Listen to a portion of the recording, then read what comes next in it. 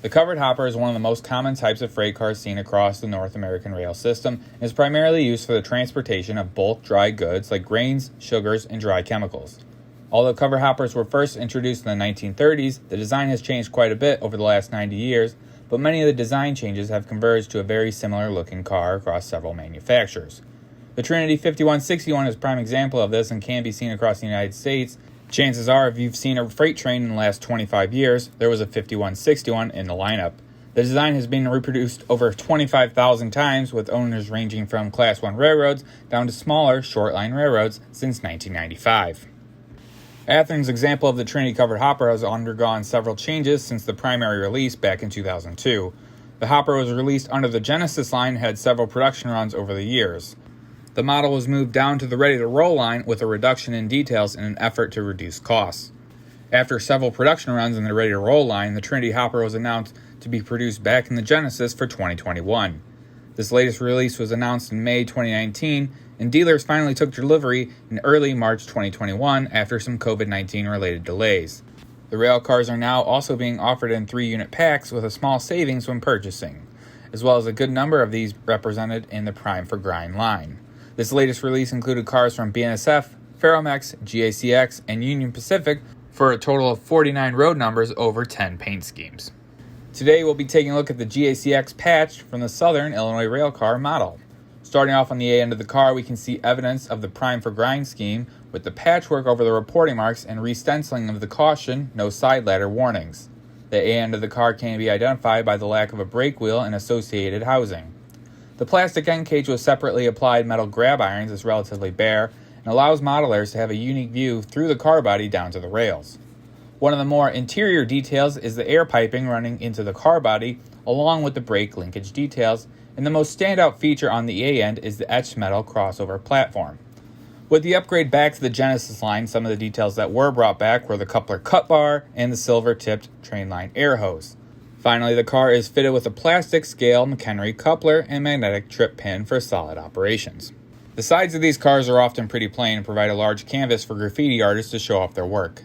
Despite the plainness of the large car body sides, there are still a good number of details to check out. The first of these is the jacking or lifting pads near the rear of the cars.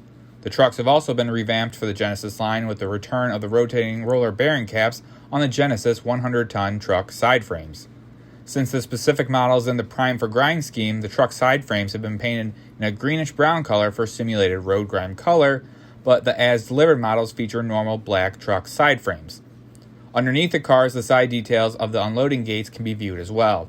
The discharge sliding gates have good detail from the sliding rails to the unloading shafts to open or close the discharge gates.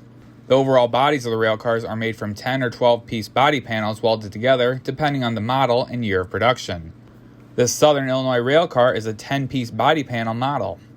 Smaller details along the side can also be noted, like the AIE tag mounted on the side sill for rail car identification, as well as the plastic end ladders mounted on the sides of the cars.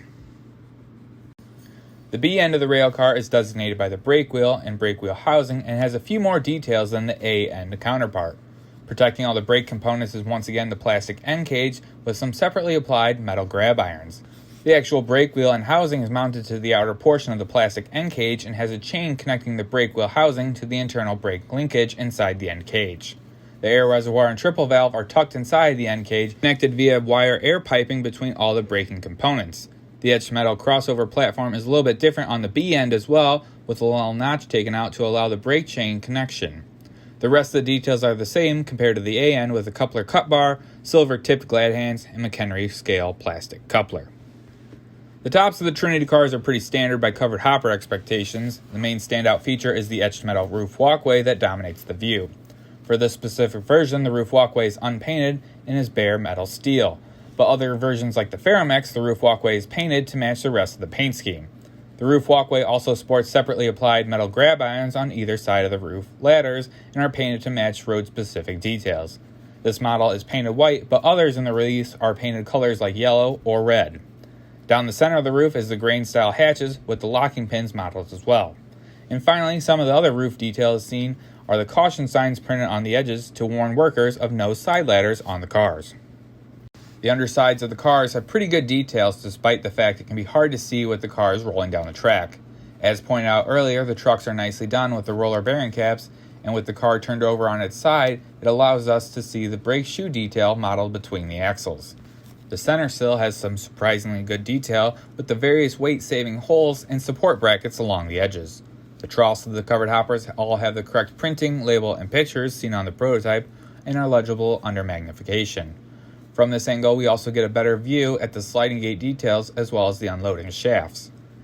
These cars feature the shaker brackets that allow pneumatic vibrators to unload the cars quicker. These shaker brackets are located on the trough sections of the car and are commonly used instead of hammering the rail car to achieve the same effect. The last little detail is the stirrup steps just below the side ladders, and while they appear to be one solid piece, they are two separately applied details. I did purchase several of the other paint schemes, including the BNSF and Ferromix paint schemes, but all of them have the same basic design without any major road-specific details between the offerings. The only major difference is two of the Prime for Grind schemes BNSF hoppers have the 12 body panel version, while the rest of the cars have the 10 body panel version. The body length of these cars is 7 7/8 inches long, so the recommended weight using the NMRA guide is 4.94 ounces or just above 140 grams. The X Southern Illinois Railcar version came in at 4.62 ounces or 131 grams, and the recorded weight for the other cars are shown above, with the heaviest at 4.65 ounces and the lowest at 4.58 ounces. The coupler heights were also compared to the Katy height gauge, and the A end and B end of the cars came in slightly low, while the heights for the other cars are also measured. Out of all the cars purchased, only 3 of them came back with both couplers at the correct height. Next, we're going to discuss the scoring sections, and I'll go through the rubric with the maximum possible points for the different categories. The first section is the packaging, with the return of the Genesis product box is a nice return with a dark outer blue packaging. The interior 2-piece hard plastic shell comes with a soft plastic liner and foam inserts to stabilize the car from any lateral movements during shipping. The paint schemes on the models were not very complex, but did require several paint colors to cover all the necessary patch work. The paint job was fair, and overall the coverage was good, especially over the fine details. It didn't obscure or soften any detail parts, but it did have an issue where there was some paint pooling on the side body panels. This wasn't a huge issue and could be covered by weathering, but at this price point it is kind of disappointing. The accuracy of the model was verified through several railcar spotting websites, and several examples of the car range was found. A photo of the exact car was found as well, and fits best sometime after 2006. I'm going to take away 1 point due to the car not matching the exact photos with the patchwork when examples of this car were easily found. The patchwork was very similar to the styles of the 3 other road numbers, but none of them were an exact match, but similar to car paint schemes in that range. The details portion saw the biggest changes from the previous release. The return of the Genesis brand line saw the return of several details like train line air hoses and coupler cut bars. Overall, the details were very nicely done with a large number of separately applied pieces, as well as plastic and metal details where applicable. The one area of improvement I thought that could have been made was the missing printing of the reporting marks on the trucks, where this feature is found on similarly priced models from other manufacturers. The couplers, trucks, and wheels are all nicely done. One of the main selling features of this model is the return of the rotating bearing caps with the Genesis line. The roller bearing caps on this model were blacked out with the Prime for Grind scheme, but other models like the Ferromix had the blue rotating bearing caps found with new axles. The couplers are in a rough spot though. Like many of the other Athearn releases, McHenry plastic couplers are definitely an issue. At this price point, a metal coupler should be the standard, with a preference to scale metal couplers. The coupler heights also varied quite a bit. On the Southern Illinois Railcar, both couplers were slightly low, but the majority of cars I purchased had some sort of issue. I purchased 17 of these Trinity covered hoppers, and only 3 of the 17 had both couplers at the correct height, so I'm going to take away 2 points for the plastic couplers and 2 points for both couplers being low.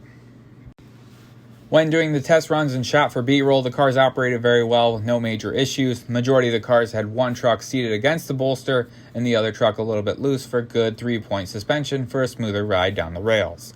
The metal wheels were all engaged, and the scaled plastic couplers did an adequate job. All the cars I did receive had very similar weight, which is about 0.4 ounces below what they should be per the NMRA. This normally wouldn't be a huge issue, but these Trinity hoppers are difficult to add weight anywhere on the car body.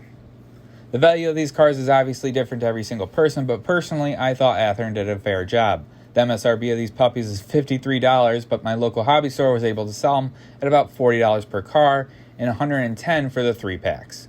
This is only a minor upcharge from the previous ready-to-roll release, but there is a small upgrade in the details as well. Overall, I think these are fairly priced, and I enjoyed the small discount when buying the multi-unit packs.